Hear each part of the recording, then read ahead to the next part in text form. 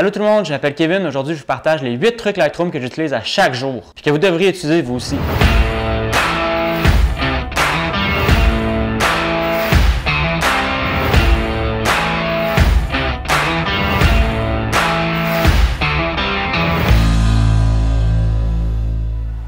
Bien installé à l'ordinateur, on est prêt à rentrer dans Lightroom, puis je vous partage les 8 trucs que j'utilise à chaque jour sans exception.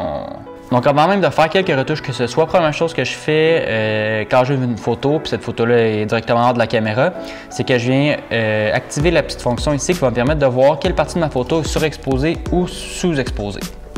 C'est super important parce que même en shootant en RAW, une section trop sous-exposée ou surexposée d'une photo, bien, on ne sera pas capable de venir la rattraper puis de pouvoir la modifier, jouer avec autant qu'on voudrait. Donc une fois que ça c'est fait, on rentre dans le vif du sujet. Premier truc auquel j'ai donné un nom super scientifique et j'ai nommé gosser avec ses réglages. Donc dans le fond, avant de commencer à faire des retouches plus approfondies sur une photo, j'aime toujours gosser avec mes réglages pour voir à quel point je vais être capable de pousser certains réglages d'une photo pour l'amener au point où est-ce que je veux.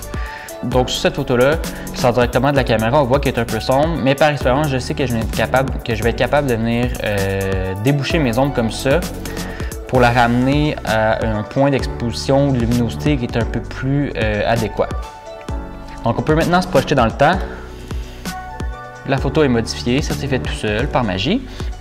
Donc comme vous savez probablement, la plupart de mes photos, je les publie sur Instagram. Donc il y a 3 types de recadrage qu'on peut faire pour que nos photos soient de taille optimale pour être vues sur Instagram.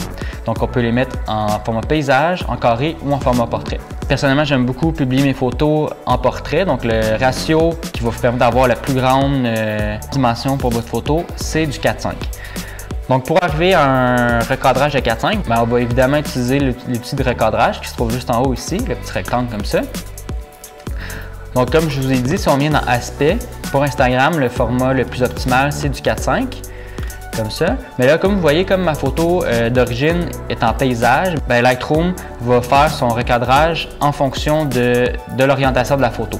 Mais c'est là que le petit truc devient pratique, c'est qu'en pesant sur la touche X, on va pouvoir redresser l'angle du recadrage pour en arriver avec une photo qui est en format portrait comme ça. Et d'ailleurs, je donne cet exemple-là, mais cette photo-là, c'est une photo que j'ai publiée en format paysage.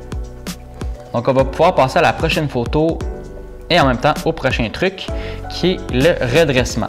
Donc, ça nous est tous déjà arrivé de prendre une photo un peu croche ou de ne pas avoir l'angle exact qu'on voulait. Si on retourne dans le panneau recadrage juste ici, il y a la fonction angle. C'est sûr que la plupart du temps, en utilisant la fonction automatique de Lightroom, ça va très bien faire le travail. Sur cette photo-là, c'est très bien. Vous voyez qu'il a bien détecté l'horizon puis il a remis la photo droite. Par contre, il y a certains cas où on souhaite avoir un angle plus particulier ou bien la ligne d'horizon n'est pas si facile que ça à détecter pour Lightroom, donc il n'y arrive pas vraiment. Donc, c'est sûr qu'on peut jouer avec le slider ici comme ça pour changer l'angle de notre photo. Une façon très simple et rapide que j'aime utiliser, c'est en cliquant sur le petit niveau ici. On va être capable, en cliquant, de venir tirer une ligne sur notre ligne d'horizon. Ça va vous permettre de redresser la photo avec l'angle exact qu'on veut avoir. J'aimerais d'ailleurs faire un petit coucou à ma copine qui est présentement en Australie, qui revient dans 3 de dos.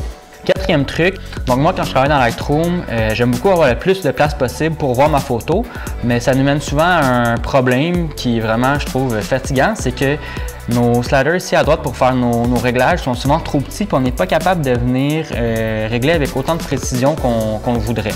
Donc pour pallier à ça, il y a principalement 3 petits trucs qu'on peut utiliser. Le premier, c'est qu'en cliquant sur la valeur qu'on peut modifier, on peut venir entrer la valeur exacte qu'on veut atteindre. Donc, présentement, je suis dans les hautes lumières, je suis à plus 42, mais si je voulais être à plus 30, j'aurais juste à taper 30, puis il ferait la modification automatiquement. Sinon, on peut encore cliquer sur le réglage qu'on veut utiliser, puis utiliser les flèches de haut et de bas pour faire varier le réglage à coup de 5. C'est un peu moins précis, mais ça fonctionne bien quand même. Mais la façon que moi je préfère, c'est de gagner un peu d'espace en venant cacher le panneau ici à gauche, en cliquant sur la petite flèche à l'extrême gauche, comme ça. Puis je vais venir élargir le panneau de droite comme ça. Donc ça va nous donner une plus grande surface, donc une plus grande précision pour jouer avec nos réglages. Donc prochain truc, on passe à la prochaine photo. On va rentrer plus dans la modification des teintes, des couleurs, des images. Si vous me suivez sur Instagram, vous savez probablement que je ne modifie pas mes photos pour leur donner un look vraiment réaliste. J'aime plus jouer avec les teintes et les couleurs pour leur donner une petite twist unique, une petite twist colorée. C'est surtout par goût personnel, mais honnêtement, c'est aussi une façon d'essayer de me démarquer sur Instagram pour que quand vous voyez passer une de mes photos dans votre feed, bien que juste en voyant le petit ciel mauve ou le petit ciel orangé, vous savez automatiquement que c'est une de mes photos. Donc, il y a quelques réglages avec lesquels on peut jouer pour arriver à ce résultat-là. Un que j'utilise beaucoup, c'est le filtre gradué. Donc, pour aller appliquer un filtre gradué, on a juste à venir le sélectionner en haut, juste en dessous de l'histogramme, petit rectangle, comme ça. Puis là, le petit point ici vient indiquer que j'ai déjà appliqué un filtre. Donc, le filtre gradué, en fait, ce qu'il vient faire, c'est qu'il nous permet d'appliquer un masque de réglage, donc de couleur, de teinte, de luminosité, de contraste, de saturation, de pas mal tous les réglages qu'on veut, mais de façon directionnelle sur notre photo. Donc, soit de haut en bas ou de gauche à droite à gauche, et vous avez compris le principe. Donc ça, c'est super intéressant. Puis moi, j'aime beaucoup aussi cette fonction-là parce que j'aime beaucoup justement donner des teintes et des couleurs un peu spéciales à mes ciels. Puis habituellement, en temps normal, à moins que je me trompe, le ciel est toujours de haut en bas. Donc c'est un outil qui est très adéquat pour faire cette modification-là. Donc, je ne vais pas nécessairement passer tous les réglages que vous pouvez ajuster avec le filtre gradué, mais une chose qui est super intéressante, une fois que le filtre est appliqué et qu'on a décidé quel réglage est-ce qu'on veut modifier, si on clique sur le point du milieu ici, ça va nous permettre de le déplacer.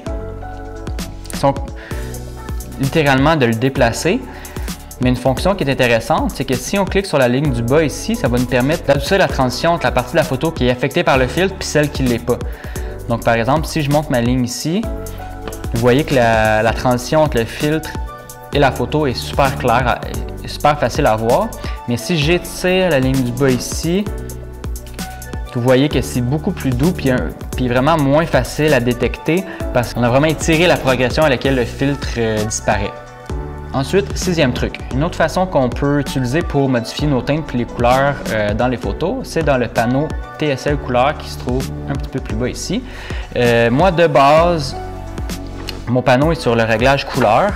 Puis comment ça fonctionne, c'est qu'en fait, par couleur, on peut venir modifier la teinte, la saturation ou la luminance. Comme par exemple, dans une photo comme ça où est-ce qu'il y a pas mal de mauve, je peux venir choisir le pourpre, puis modifier la teinte comme ça, ou la saturation, ou la luminance, vraiment comme je veux. Ça fonctionne habituellement super bien, mais si on désire être encore plus précis, on peut venir sélectionner la fonction TSL comme ça. On peut venir choisir encore teinte, saturation, luminance, mais la différence, c'est que cette fois-ci, on peut les sélectionner de façon individuelle. Puis pourquoi on peut être encore plus précis dans notre sélection de couleurs, c'est qu'on peut venir sélectionner notre pipette, qui est juste le petit rond ici en haut à gauche. Puis en cliquant sur un point en particulier, on vient sélectionner la couleur. Si on tient notre clic, en montant ou en descendant, on va venir modifier la teinte, la saturation ou la couleur dépendamment de la fonction qu'on a choisie. Donc cette fonction-là est super utile si on veut, disons, modifier une couleur très précise. Donc maintenant que notre photo est retouchée, on pense qu'on est satisfait avec notre travail. Avant de l'exporter, ce que j'aime faire, moi, c'est d'avoir un aperçu en plein écran pour vraiment voir la photo plus en détail puis être sûr que tout est beau. Le petit raccourci pour y arriver, c'est en tenant Shift et Tab. Ça va nous permettre justement de voir notre photo en plein écran sur un fond blanc. Puis on peut même utiliser la fonction Zoom pour venir voir notre photo plus en détail et de plus près. Puis on relâche pour revenir au panneau principal. Donc dernier truc, notre photo est retouchée. On est 100% sûr que c'est comme ça qu'on veut la publier. Mais on a une série de photos qui ont été prises au même moment avec des réglages similaires. Bien, en fait, ce qui est le fun, c'est qu'on n'est pas obligé de recommencer la retouche à partir de zéro. Ce qu'on peut faire, c'est on peut sélectionner notre photo référence, donc qui est la première photo qu'on a retouchée, tenir Shift, puis cliquer sur la deuxième photo, celle qu'on veut modifier, et venir peser sur le bouton Synchroniser ici. Il y a un panneau qui va s'ouvrir qui va demander quel réglage est-ce qu'on veut synchroniser, quels paramètres est-ce qu'on veut synchroniser. Moi, j'aime sélectionner tous les paramètres, sauf la suppression des défauts et le recadrage, parce que selon moi, c'est des paramètres qui sont vraiment uniques à chaque photo, donc j'aime vraiment les appliquer photo par photo.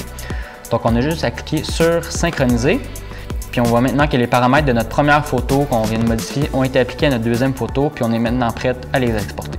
Donc, on a maintenant fait le tour des 8 fonctions Lightroom que j'utilise à chaque jour. Si vous pensez que j'en ai oublié ou s'il y en a d'autres que vous trouvez indispensables, n'hésitez pas à me les laisser en commentaire. Si c'est la première fois que vous regardez une de mes vidéos, abonnez-vous. Trouvez-moi sur Instagram. Puis d'ici là, je vous dis à la prochaine. J'ai du ménage à faire et j'ai des amis qui s'en viennent.